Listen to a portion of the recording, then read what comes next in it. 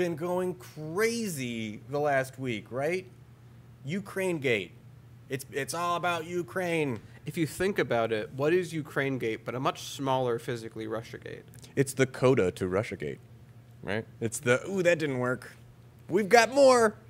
Yeah, so this is interesting. Biden aides have been begging the TV news to stop booking Rudy Giuliani. Just stop having him on. The case that they're making is, let me scroll down to it. They say that Giuliani is, quote, spreading false, debunked conspiracy theories on behalf of Donald Trump, writes Anita Dunn, former acting White House communications director under Barack Obama, and Kate Bedingfield, Biden's deputy campaign manager. Quote, by giving him your airtime, you are allowing him to introduce increasingly unhinged, unfounded, and desperate lies into the national conversation.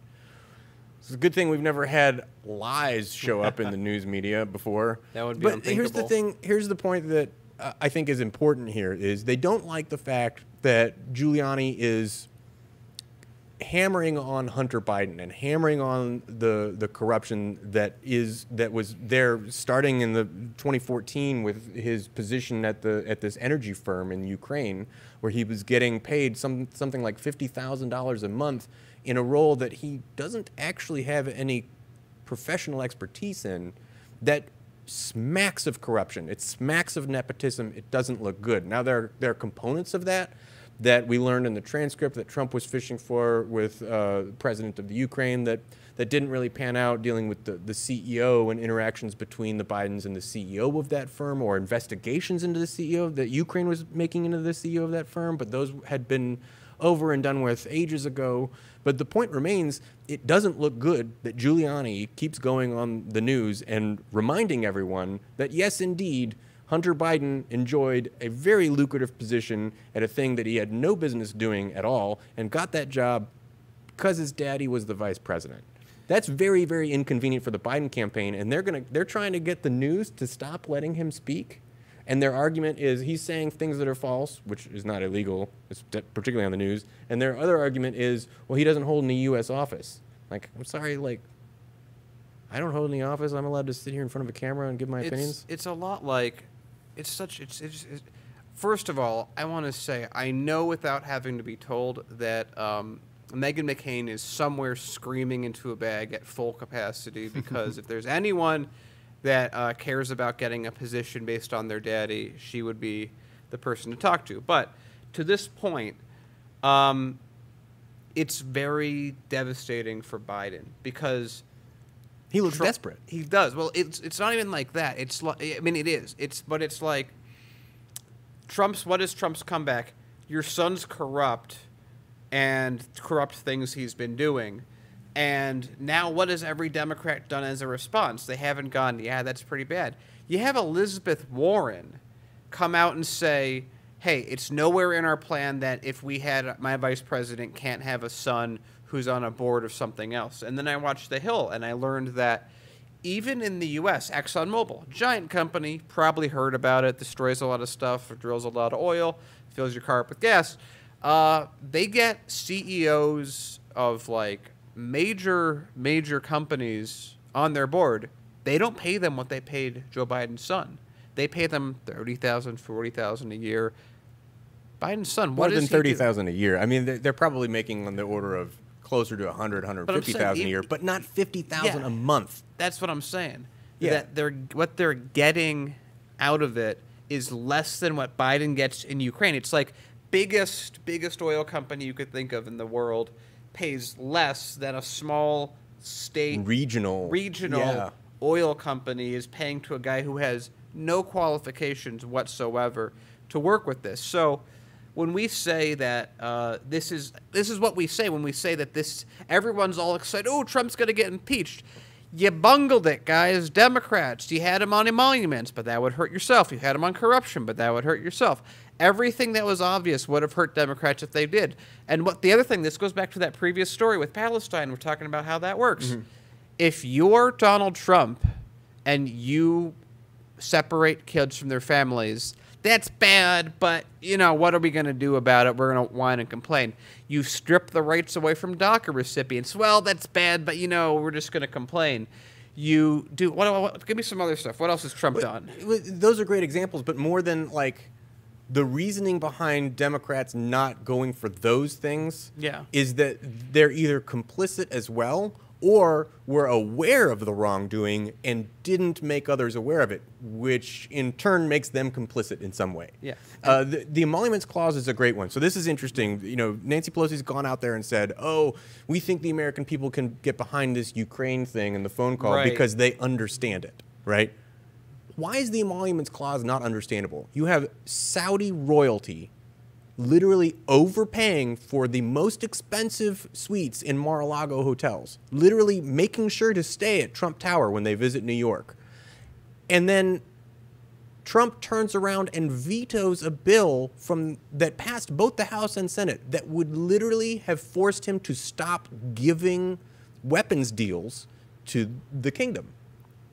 That's literally allowing a foreign government to pay and personally enrich the president, and then the president using his authority to affect legislation, or veto legislation in this case, that would have adversely affected that foreign nation state. Why is that hard to understand? And why is him calling the president of Ukraine about Oppo research on Biden easier to understand than he took money from a foreign government and then stopped us from then kept perpetuating their genocide in Yemen? Let me consolidate that into one statement. Let's get both what we said put into one thing.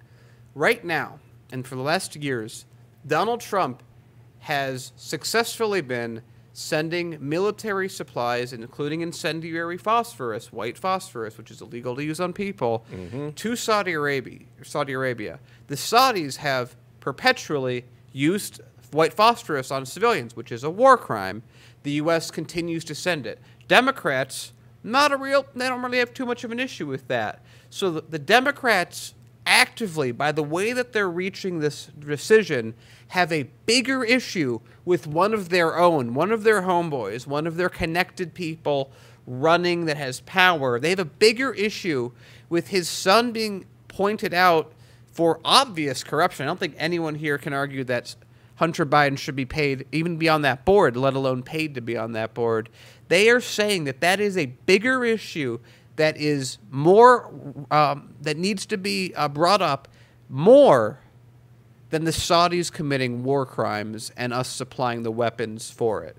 That's what this inquiry brings up. So all Trump is going to do is deny, deny, deny. All that's going to happen is the House Democrats are going to have enough votes.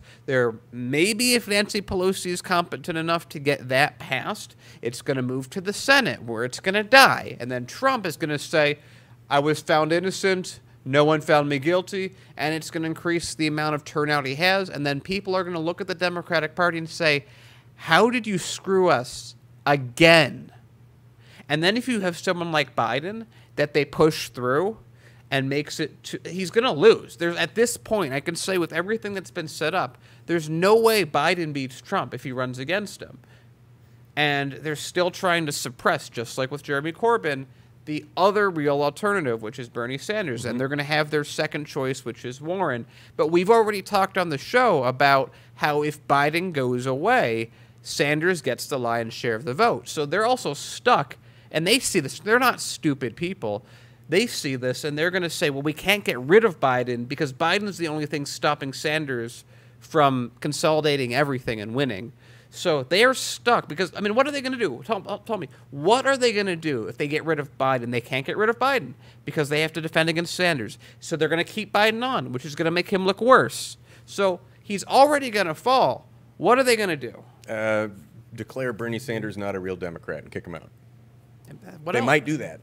And what else are they going to do? I mean, they're at a point, and this is what I always say. This is what I say when I talk about how it doesn't matter at some degree. This goes to bigger army diplomacy. This is something that's talked about in the medieval era. Whoever had the biggest army at a fight won 90% of the time in the U.S. Whoever has the most money in an election wins 90% of the time. By the way, Bernie Sanders raised a huge amount of money yesterday, 25 million, 7 million more. So he's getting the most money. Bernie Sanders getting the most money. So Biden is this linchpin.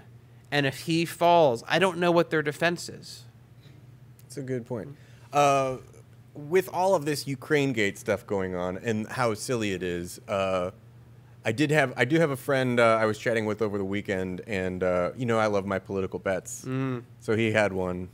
He is totally convinced that this inquiry leads to an impeachment and Donald Trump will be dragged from office. And very similar to your explanation of, yeah, there's some chance that it makes it out of the House. If the cards get played right and the stars align, maybe it gets out of the House. But there's not a chance in hell it gets through the Senate. How does it get through the Senate?